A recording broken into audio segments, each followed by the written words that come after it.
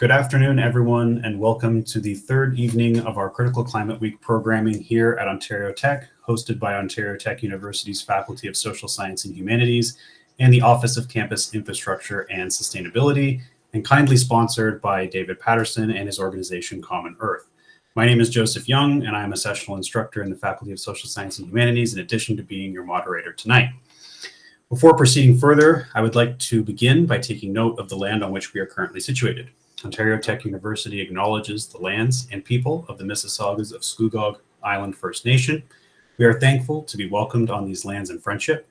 The lands we are situated on are covered under the Williams Treaties and the traditional territory of the Mississaugas, a branch of the Greater Anishinaabe Nation, including Algonquin, Ojibwe, Odawa, and Potawatomi. These lands remain home to a number of Indigenous nations and people. We acknowledge this land out of respect for the Indigenous nations who have cared for Turtle Island, also called North America, from before the arrival of settler peoples until this day. Most importantly, we remember the history of these lands has been tainted by poor treatment and a lack of friendship with the First Nations who call them home. This history is something we are all affected by, as we are all treaty people in Canada.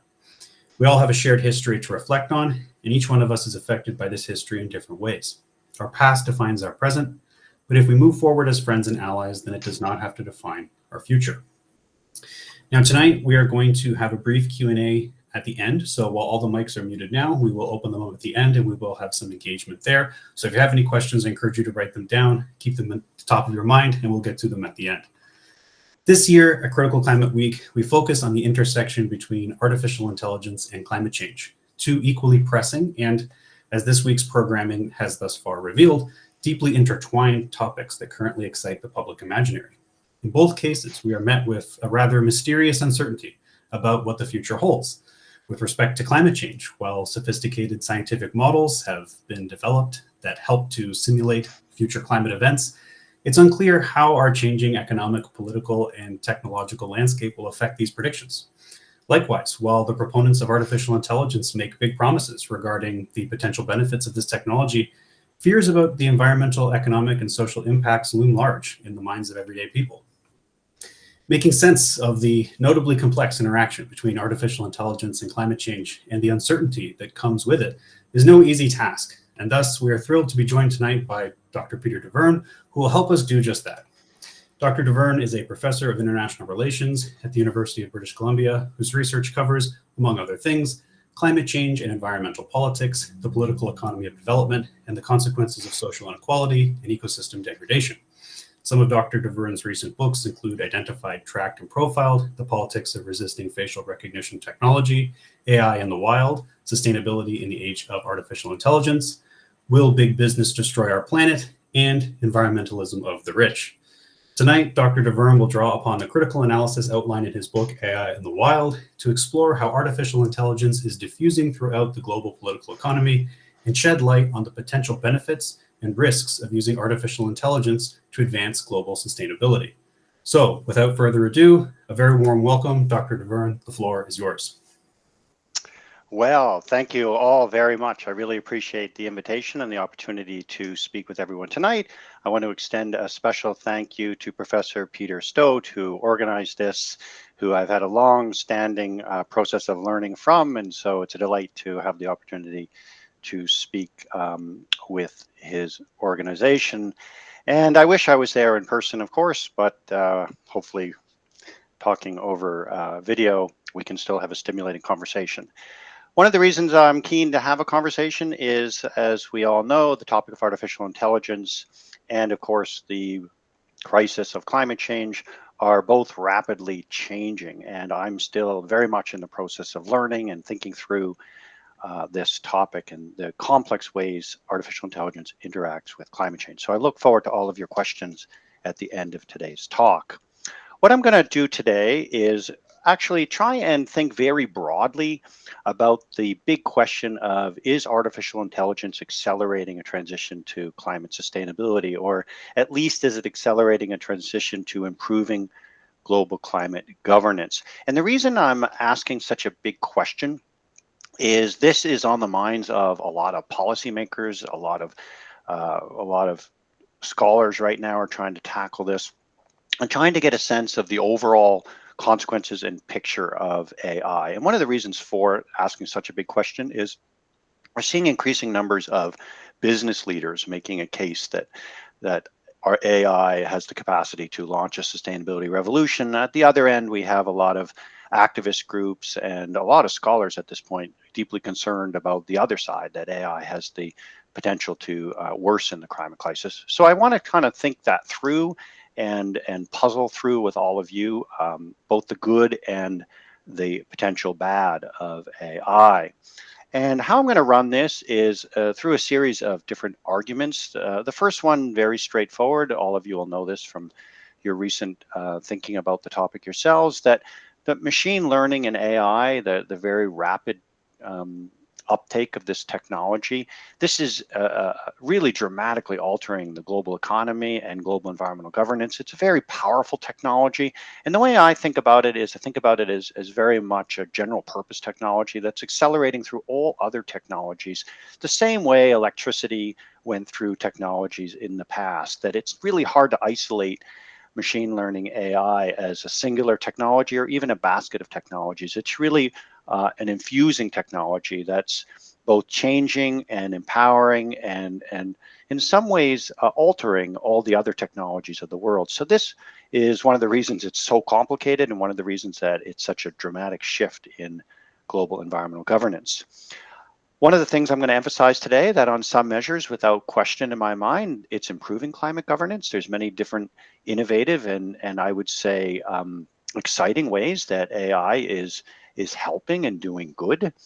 And I think it's quite understandable why there's a big movement worldwide to think about AI for good. And it's quite understandable why at COP30 in Belém, Brazil, we just saw the launching of AI Climate Institute, which is aiming to try and use AI as a way to reduce greenhouse gas emissions and a way to help developing countries integrate AI into their technologies in ways that improve governance. And so I get why it's exciting. I understand why on many measures it is improving governance. But what I'm going to emphasize today is the but.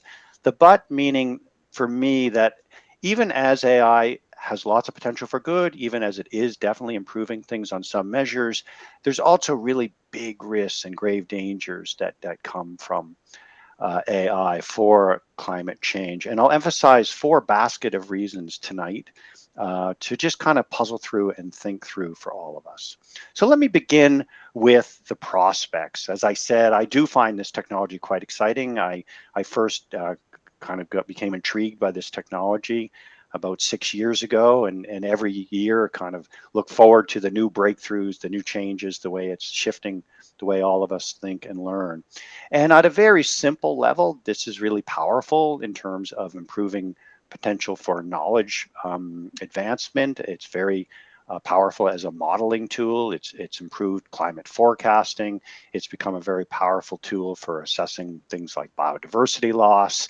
I see it as a very powerful technology for prediction, particularly in an era where there's so much data. It pretty much overwhelms human ability to kind of see through all that data. And so to have a deep learning, machine learning, AI, go through this big data, it really does become a really powerful tool for finding correlations, for finding trends in big data, but perhaps most powerfully for prediction, that it has real capacity for predicting faster and more effectively things like flooding, the potential for wildfires, droughts. Long term, it can look and give us much better assessments of sea level rises. And of course, there's also real potential here for disaster alerts. And so as increasingly the world realizes that we can't just think about climate as a mitigation exercise, that it's really critical to think about it as an adaptation, and much of the climate energies these days are around adaptation, I really do see machine learning AI as really critical for helping with adaptation, for risk management, and really to help communities and governments around the world deal with all of the coming changes that inevitably are going to happen with climate change. So knowledge and modeling, very, very valuable. There's also lots of very intriguing ways that this technology is doing things that you can't really think is anything but exciting to at least think through.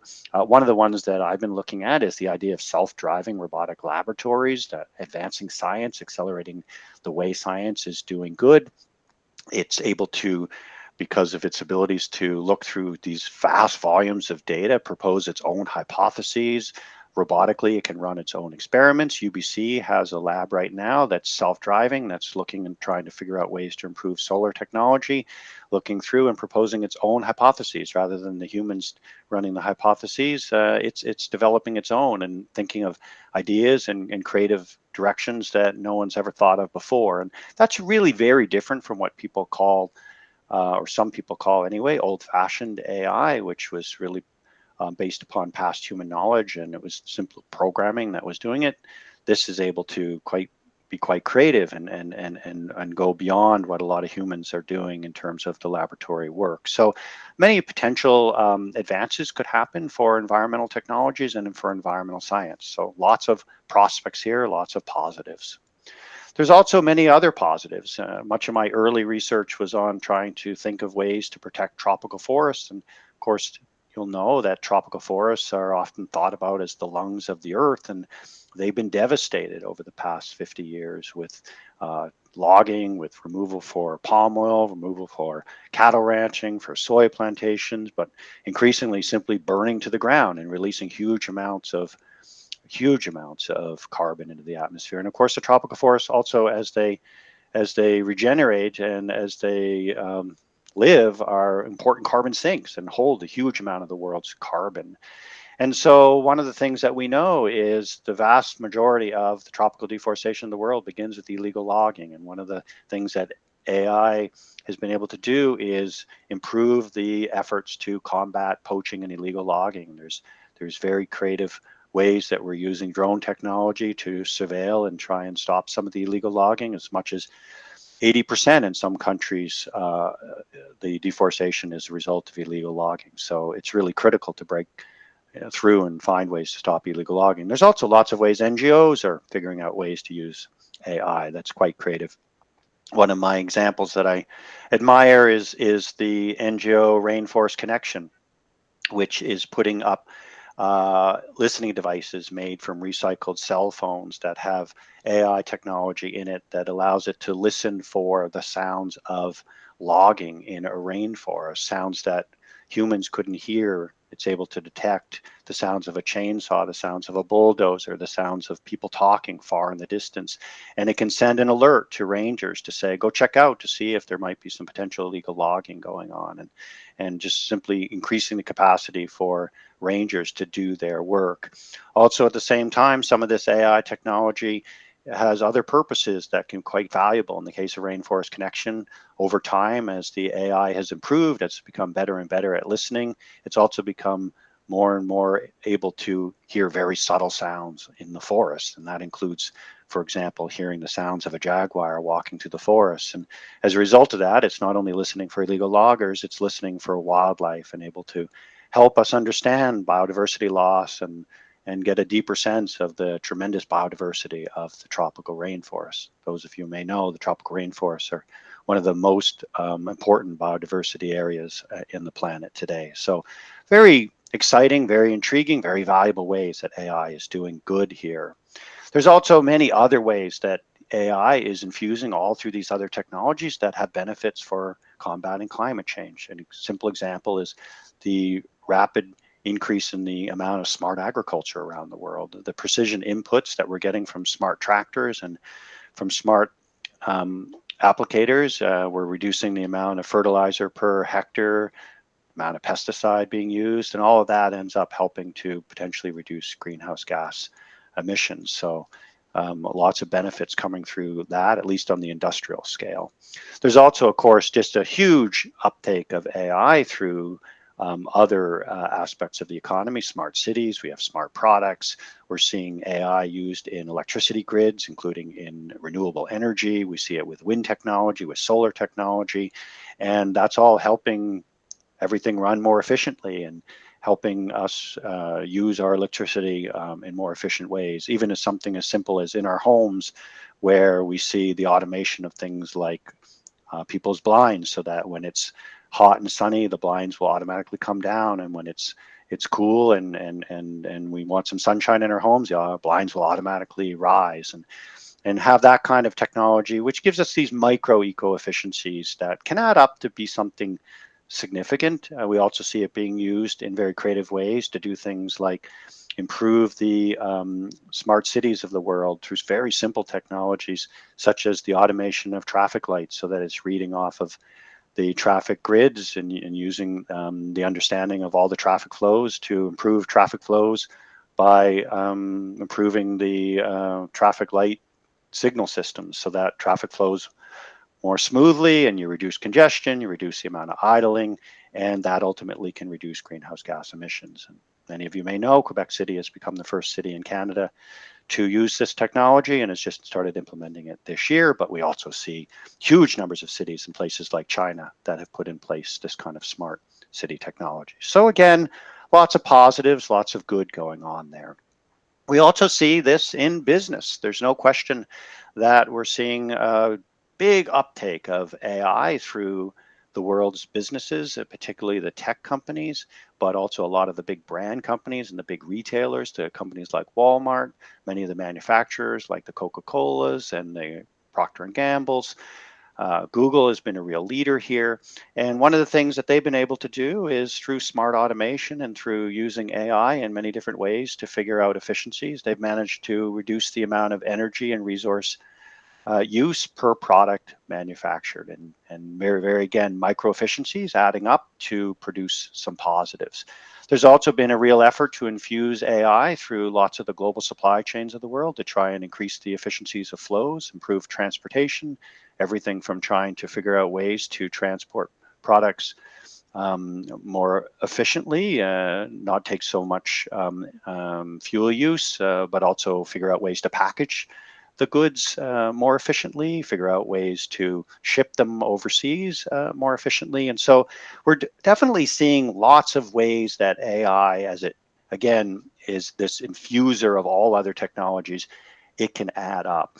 And this is why I said at the beginning of the talk, for a lot of people now looking at this, a lot of people right now in Belém at COP30 saying, wow, look at everything AI is doing. This is taking us towards the sustainability revolution that we need to tackle the climate change effectively and get around some of the big political obstacles we currently have. So lots of positives.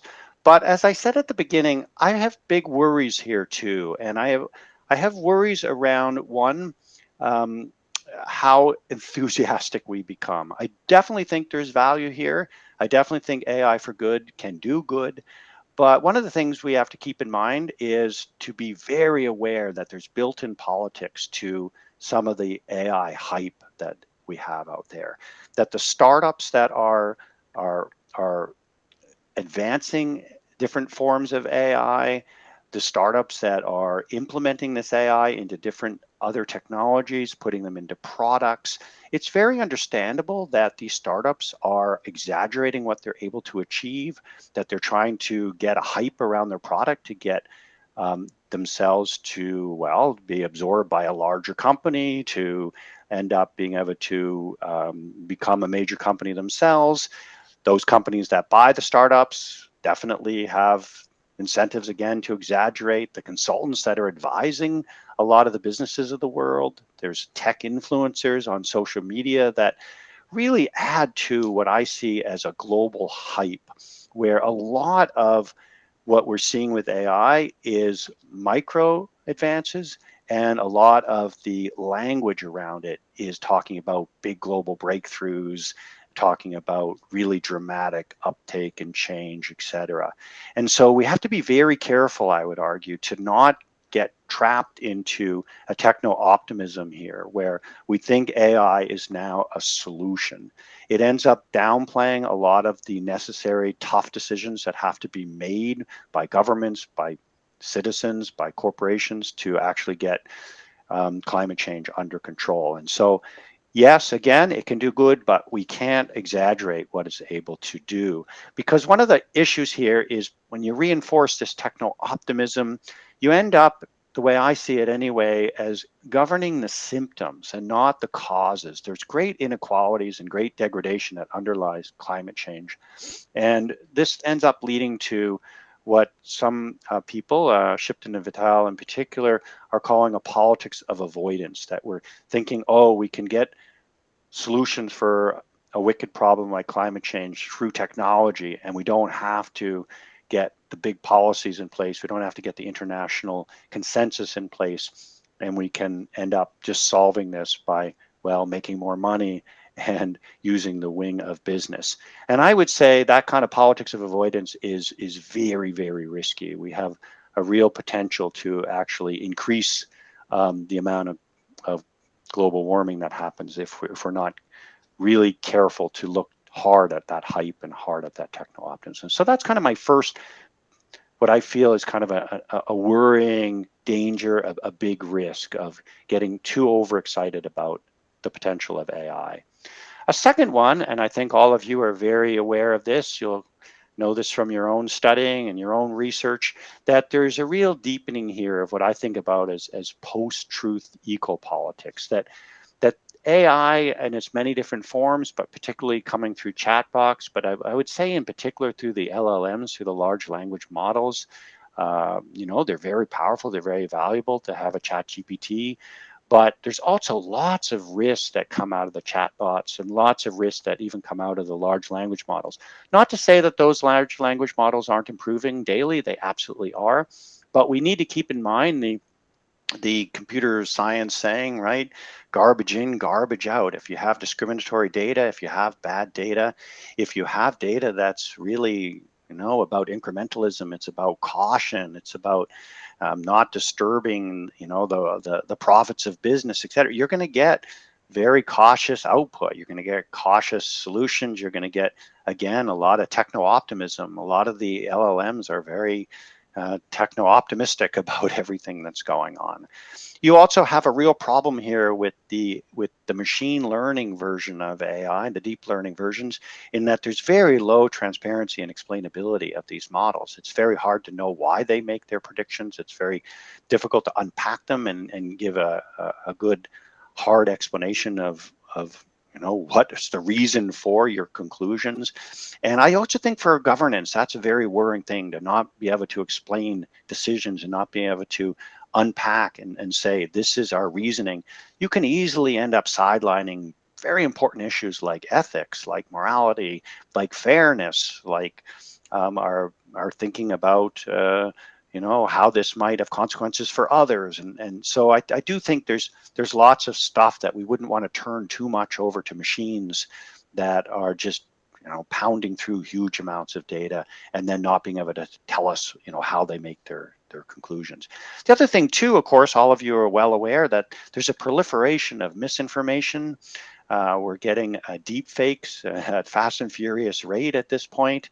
And this, of course, includes a fair amount of climate misinformation that we're getting out there. And social media is a real engine of this misinformation, but the entire internet ecosystem is really vulnerable to automated misinformation and disinformation that can come at you at hyper speed. And one of the things that's quite natural for us as researchers is when you see, 100,000 different references to something, you start to think, oh, it must be correct, it must be true, and not really think through that, wow, AI gives an automation potential that can let them put 100,000 different stories out there in a blink of an eye. And we all know, again, from the LLMs, how fast an LLM like ChatGPT can produce an article, can produce information, and you just multiply that over and over and over. The other thing too is the AI is potentially giving us misinformation about the value and safety of AI itself. It is part of its own hype, and the more hype that's out there, the more it sees that data and it starts to hype itself. And so we've got to be very aware of this post-truth eco-politics that we have out there right now. One of the consequences of that for all of us as researchers, as students, and as teachers is we're getting a lot of LLM generated what I call junk science right now. Even on Google Scholar now, we now know from various studies that we're getting just a proliferation of studies that are kind of mining big data sites and then using an LLM to produce really fast publications, with some, labs now producing 100 articles in a blink. And we're seeing this in particular in 3 areas: around environment, around health, and around computing and computer science itself. And that junk science, we think, oh, well, that'll just get put into journals that aren't refereed, et cetera. But we now know this stuff is getting into refereed locations, and then it's starting to get cited as coming from a top medical journal. And then all of a sudden you have, well, it's not just misinformation, it's information that's ended up being refereed and then put out there as somehow authoritative, and yet it's based upon errors in correlation finding, which I should have said maybe at the beginning, that some of the AIs are vulnerable to actually making correlation errors and finding correlations. Yes, no humans had found them, but the correlation isn't really one you would think is reasonable, and then they start to use that as kind of the production of science. So second big kind of worry, we got to think through this kind of post-truth eco-politics. A third, what I think is a big basket of just, we need caution here. We need to be very careful not to overestimate what AI can do for us, is there's a real danger that AI itself is potentially enhancing the underlying core inequality and injustice that I see as underpinning the climate crisis. That inequality and escalating inequality and deep injustices, particularly the global south, global north differences, and the injustices happening around the exploitation of people and exploitation of environments all around the world, that this is a really critical and core set of crises that are in parallel, but also creating the climate crisis itself. And so obviously the climate crisis is creating these injustices and inequality, but the inequalities and injustices, in my view, are also core to why we have a climate crisis, but maybe perhaps even more so why we're struggling so much to rein in the climate crisis. It's partly that we've so deeply embedded in this inequality and injustice. And so we know with AI, it's a very powerful technology, but it's hard to pull off the machine learning, deep learning versions of it. It's expensive, and the benefits are flowing very unequally. It takes great expertise to do it. And so we're seeing powerful and wealthy jurisdictions and powerful and wealthy people and powerful and wealthy companies. They're benefiting far more than the world's poorest peoples in the world's poorest countries. And so it does just add to extreme injustices and inequality. We also see an extraordinary amount of power that's very rapidly shifting and moving into very small numbers of big tech companies, the Googles, the Apples, the NVIDIAs, the Teslas. And so we have to really think through what this means for where corporate power is concentrated, but also how that corporate power can end up being far more powerful than states, and how these corporations can end up pushing back and shoving states of the world around. We also, of course, though, see militarized states competing very hard around this technology and pushing very hard to use this in both military capacities, but also surveillance capacities, using this as ways to track people around the world. But they're also using it for economic sabotage. They're using this for environmental exploitation. And so these powerful militarized states, we need to really realize, are driving a lot of this along with these big companies. And these leaders of these countries recognize this. If you look at a quote from President Vladimir Putin of Russia, right, he says, quote, "Artificial intelligence is the future, not only of Russia, but all of mankind. Whoever becomes the leader in this sphere will become the ruler of the world." Russia is not backing off from investing in this and pushing this hard and realizing that they want to be in the game. Now, of course, the US and China are by far ahead of other countries of the world in terms of the new versions of AI, and the US in particular is the leader in innovation, and China, of course, is the leader in implementation of machine learning AI. But Russia is right in there pushing hard, and of course, using it in very militarized ways. So that's the third. I think we need to think about this always in the basket of the world that we're in, of inequality and justice, of increasing geopolitical tensions, of warfare rising again, that we can't separate that from the micro benefits that are coming from AI. And then fourth and finally, I think it's really critical to be aware and think hard about the shadow and rebound costs of these micro advances in eco-efficiency arising from AI. Again, just to emphasize, I do think we can use AI for good. I think we can, in fact, I would argue you can't really put it back into its box. I mean, one of the reasons that I think about AI in the wild. It's a computer science term, right? It's meaning once AI is out of the control of the original computer scientists who made the AI, it's out in the wild and it gets its own power and it starts to diffuse in its own ways and it can't necessarily be controlled. The way I think about that AI in the wild is I think about it goes out into the political economy and it starts to have all these consequences and effects. And so I think one of the things that we see very much as this technology infuses into all these other technologies is this has having big consequences for a lot of the business and state and capitalist structures that have caused the climate crisis that we're currently in. So for example, there's no question in my mind that the economic push and the hype and the excitement to invest in AI is incentivizing a lot more destructive and potentially violent mining. We're seeing a worldwide competition for rare earth elements. We're seeing a competition for all the critical minerals of the world, of tin, of copper, of lithium. Cobalt is one of the fiercest areas the world's now currently competing. And so AI and the desire to use AI to both energize economies and try and get economic growth to continue forward, but also to gain all these eco-efficiencies, that this is driving up demand for these critical minerals. And so as we create demand and as we push for that, we get increasing numbers of companies going in and increasing amount of pressure on this. AI, of course, is also not just able to protect the forests and not only to listen for potential illegal loggers, it also has many other possible uses that could potentially extend the mining of the world, right? So for example, AI is very critical to locating and enabling new sources of minerals. And for example, the deep sea mining that we're seeing worldwide is very much reliant on AI, and it's going to use robotic AI, but it's also going to use, of course, a lot of the computer-based AI technologies to figure out where to do deep sea mining, an area that we're seeing rapid interest in around the world. At the same time, we also see this optimizing oil extraction as the oil companies are under pressure from climate activists to reduce the amount of oil being burned for energy.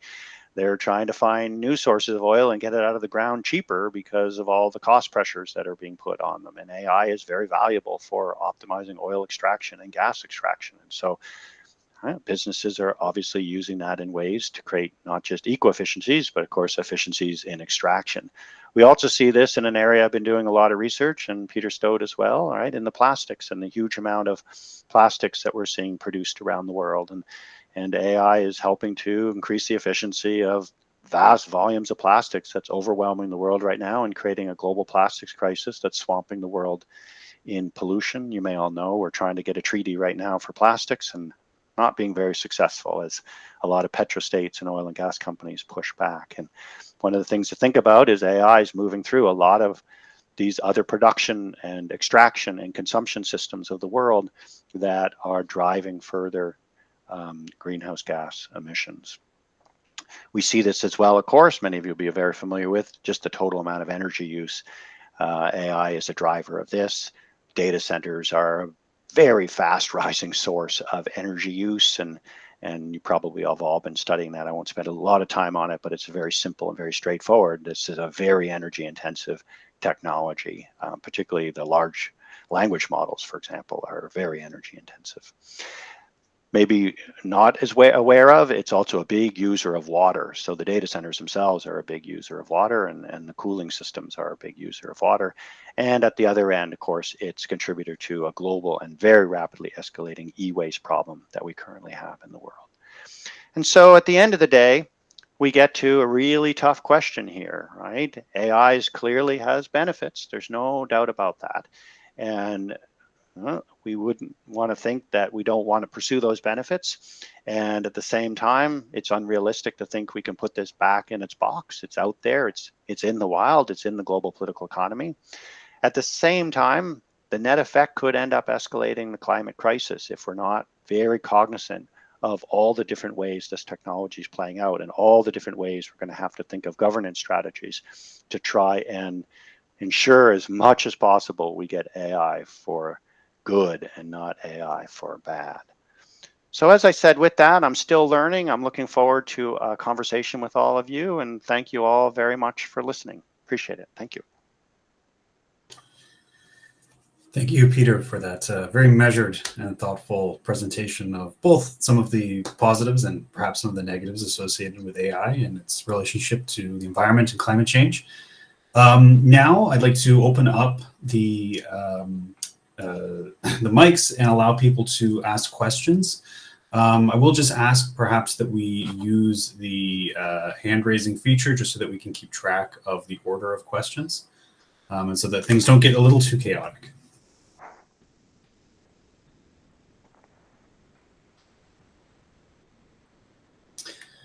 I see we have a question from Tracy. Go ahead.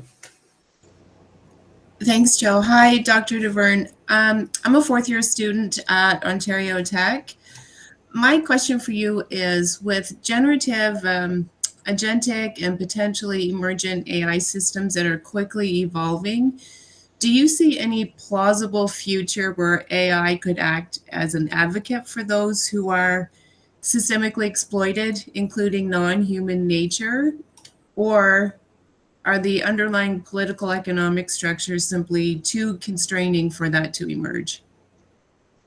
Yeah, that's an excellent question, and I do think again it highlights kind of the very complex ways that this technology is playing out. So I do see many ways that there is value for vulnerable communities, for people who are living in poverty, people who are being exploited, etc. There's no question. You can think, for example, small-scale farmers who are trying to survive in a world of industrialized farms, increasingly putting pressure on them, able to use apps and free apps, for example, to diagnose disease, to help them figure out for free again the amount of water they might need, whether they're overwatering, whether they're underwatering. And so there's lots of different ways that smaller NGOs are trying to help support that type of initiative through AI. Its diagnostic ability, its ability to predict is very powerful. The other is, of course, we have a lot of NGO activists using the technology to try and help enforce regulations. We see this with the international illegal fishing, where we have a much better attempts to try and track illegal fishing, and NGOs using satellite links and AI technology to try and expose illegal fishing, to try and protect some of the resources of the small communities that are still trying to live off of the fish resources. There's also ways to use AI to try and analyze and understand patterns of forced labor in supply chains and try and help us understand and expose some of that forced labor that is being driven. And so I think there's lots of possibilities there. That said, as I mentioned in my talk, it's such a complicated technology and it's flowing through so many different structures. The powerful interests of the world know this, and that's why it's growing so quickly. That's why the vast majority of investment in the last year has been in AI, because they want to control it at the level of at least the most powerful forms of it, et cetera. That is going to be very difficult to challenge, right? So I'm thinking like the oil companies, the petrochemical companies, the traditional chemical companies, many of the big agricultural companies, many of the companies that are underneath and underpinning our climate crisis are some of the biggest investors. There's no question in AI. Wonderful. Before we head to the next question, Peter, could I just ask that you stop presenting your screen? Sure, absolutely. How do I do that? I just shut down my PowerPoint? Yeah, if you go back to the Oh, Google, I know how to do it. Stop sharing. there we go. It creates like an infinitely recursive image. Thank you, Joe. Wonderful. I appreciate that. I'm new to this technology, so. No, no worries at all. That's why I'm here. Okay, do we have any other questions from our audience? Yes, Tanner, go ahead. Thanks so much for your presentation. I really, really appreciated it. It was very balanced and a thoughtful overview of reasons for optimism, but also a healthy critical realism about AI vis-a-vis climate governance. My question sort of relates to that. In the past year or two, I think we've seen a shift in discourse from liberals like Ezra Klein to illiberal conservatives like Peter Thiel, from a discourse of energy transition to one of, I think, what's called energy abundance. So that means more of everything: more nuclear, more oil, more gas, more coal, more solar, more wind. And at the same time, we see the biggest tech companies that own most of the means of AI production really driving up emissions and basically abandoning the net zero claims and sustainability frameworks that they announced about 5 years ago. Of course, well, their energy centers are sort of massive energy users. We see the Trump government, the superpower state, decimating about 30, 40 years of environmental legislation, also dismantling the previous administration's modest energy transition and sustainability carrots and sticks. And so, we see a lot of excitement around AI about, creating efficiencies, helping us sort of use energy more efficiently, reduce sort of our emissions and so on.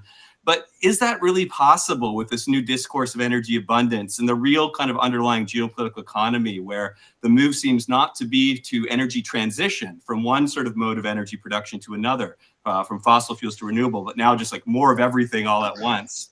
So I'm just wondering what your thoughts are about these tensions between the expectation that AI will deliver efficiencies, even though the new governance paradigm is basically like superabundance of energy forever, while rolling back a lot of the actual government's frameworks of the previous 5 years. I know it's a big question, but the political economy one. Does the Jevons paradox apply? I guess is another. Yeah, that is just a terrific question, Tanner. Very thoughtful, and I think it's spot on, to be honest. We've seen, actually, I would argue, even in the last year, quite a dramatic shift in the language and discourse around climate governance to one where it's about energy abundance, as you said, but also about it's reasonable to set new records on natural gas and oil production, but even coal, we can move to coal, because we're at the same time making quite dramatic advances in renewables, for example, solar and wind, and we're rebuilding some of our nuclear capacity worldwide, as you probably know, Tanner, right? So we have all of this. What I'm deeply concerned about there is what you said, that it's very easy to latch on to these micro efficiencies that are coming from something like AI and point to that and say this is either our contribution to solving the problem, or this is going to solve the problem. We're seeing that kind of language coming out of companies like Google, right, which is a real leader in the AI, but without kind of stepping back, as you said, and saying, okay, hold on, everybody, is the climate crisis actually going to get solved with this kind of forward movement? And it's certainly not looking like it right now. It's looking like, at least for the next few years, we're going to go through another escalating spike of economic driven decision making. That said, to one of the reasons I bolded the term adaptation at the very beginning of my article of my presentation is I do think that one of the things that is likely to happen, even with all of the geopolitical turbulence that we're experiencing right now, is eventually we'll get to a point where we get the climate to stop warming, right? Maybe that's at 2 degrees, maybe that's at 3 degrees. I would argue it's probably actually potentially over 3 degrees. But regardless, even if it's at 2.5 degrees, a big issue for everyone, but especially places that are vulnerable right now, low-lying countries, places vulnerable to flooding, places vulnerable to wildfires, that adaptation is going to be vital. And AI is actually quite potentially a key tool for that adaptation. So it can help, for example, with predicting floods, with giving some predictions on wildfires where some interventions could possibly happen to either move people or maybe even figure out ways to contain fires. It has the potential to help with things like heat domes and prediction of heat domes so that we protect some of the elderly during that. So we're going to have just a whole basket of new adaptation. And I would say, and others might disagree with me, if people feeling like, oh, we're still going to hold, global warming to, 2 degrees. But I would say adaptations in some ways the bigger issue, that in some ways just the international competition system eventually will lead to, we're already seeing that to some extent, right? It'll lead to a slowing anyway of the amount of greenhouse gas emissions, right? Slowing of the rate, not the volume, Tanner, the rate. I should have said that. Thanks, Peter. I appreciate it. Yeah, excellent question, Tanner. Wonderful. Excellent. Do we have any other questions? Peter, yes. Okay, I will try not to cough. Yeah, I was out your way, actually, in the Pacific Islands during the summer, Peter, and tinged with sadness, as sea levels rise. And it's pretty inexorable at this time, it seems. But I'm gonna throw this a bit further in left field. Okay. So we talk a lot about climate governance. We also talk a lot about AI governance, right? In terms of AI governance frameworks and efforts to make more ethical, fair, and transparent AI. Right? The question, it seems to me, the longer term question here, though, is more about not the governance of AI, but governance by AI. In other words, when do we start relying on AI to make key governance decisions? When does, to use David Bowie's phrase from a song probably none of you remember, but when does the savior machine start working and then maybe start eating ourselves and so on? And you've probably heard about Albania, which has appointed an AI system named Delia, right, as Minister of State for Artificial Intelligence. It's actually an AI system they're using now to make key procurement decisions, ostensibly to fight corruption in that country, but still. We can't get it together on climate, right? Maybe AI could. Isn't that a tempting prospect? And this, of course, I understand. Arguably, AI will always be in for someone. There's power dynamics, but yeah, just your thoughts on that. Are we moving in that direction, or is that just far out hyperbole at this point? We had that. No, that's a terrific question, Peter, and I actually think it's where we're heading, to be blunt. And one of the reasons that I presented the way I did is I think it's quite understandable why governments and corporations like governance by AI. It's efficient, it is fast, it is inexpensive. And so if you can automate your decision making, and you can do this throughout your entire, let's say, supply chain if you're a corporation, or through your bureaucracy if you're a government, you can obviously see a lot of administrative financial benefits, right? That said, I am deeply concerned about any kind of governance by AI, because in part, I think some of the calls for more transparent AI, at least at this stage of where we're at with machine learning and deep learning AI, it's not possible, right? They're making decisions with hundreds of thousands of different variables, and so unpacking why they make a decision is incredibly difficult. Plus, at the end of the day, often doesn't make sense. All we know is it's often right. So if you take something like the micro lending AI that's getting incredibly good returns, right? And almost everybody's paying back. When you actually try and unpack why an AI declines somebody for a microloan or gives somebody a microloan, you can't really do it. And even the computer programmers can't unpack and figure that out. And so without transparency, I don't believe without being able to tell somebody why a decision has been made, I actually don't think you can have ethical and fair governance, which are other key pillars of what people are calling for.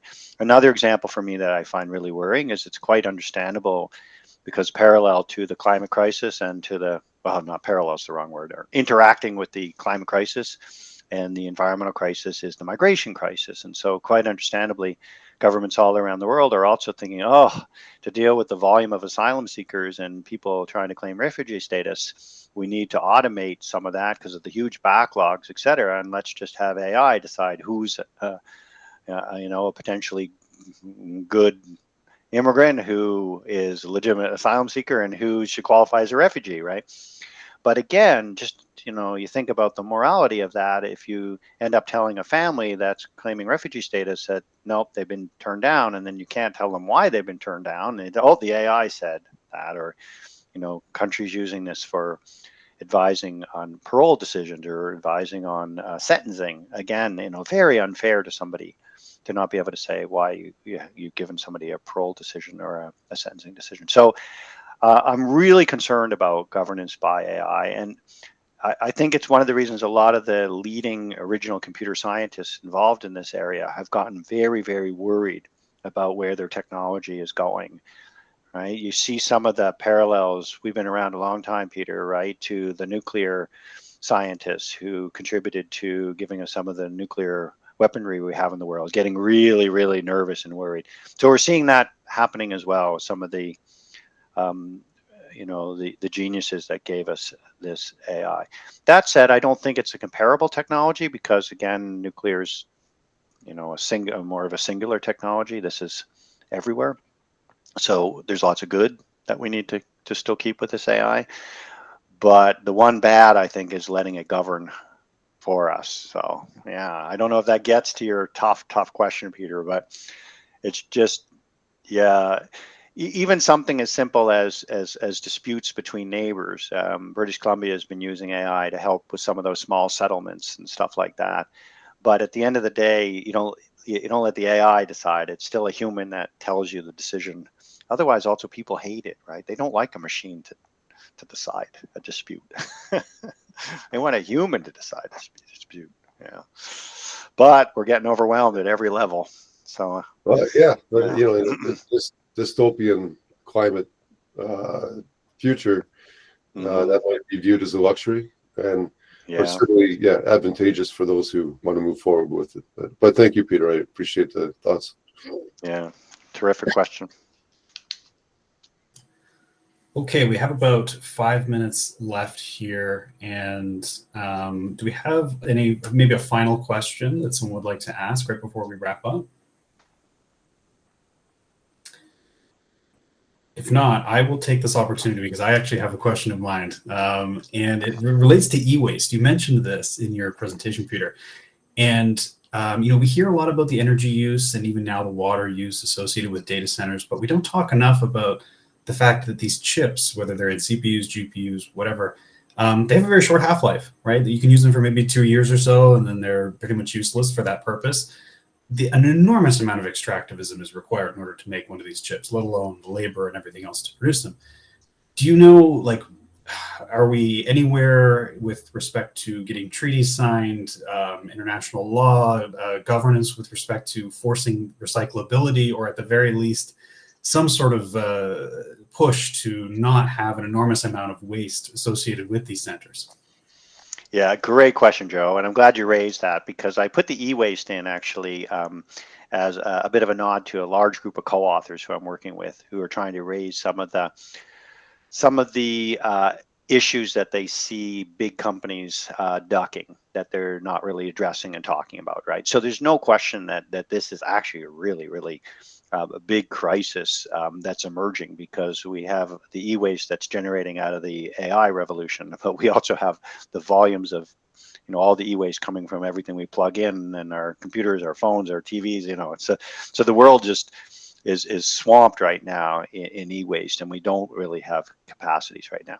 That said, I have to say, I do have some potential ways that this might change, which is intriguing. And it's actually coming from the intensification of the critical minerals competition that we're seeing worldwide among countries and big corporations, big tech corporations. And one of the things that's happening too is some of the most powerful states of the world have been kind of putting their elbows up around critical minerals as a geopolitical tool, right? So we've seen that with China with rare earth elements, but we've also seen a lot of countries start to try and onshore some of their critical minerals. Canada's moving, of course, into critical minerals ourselves.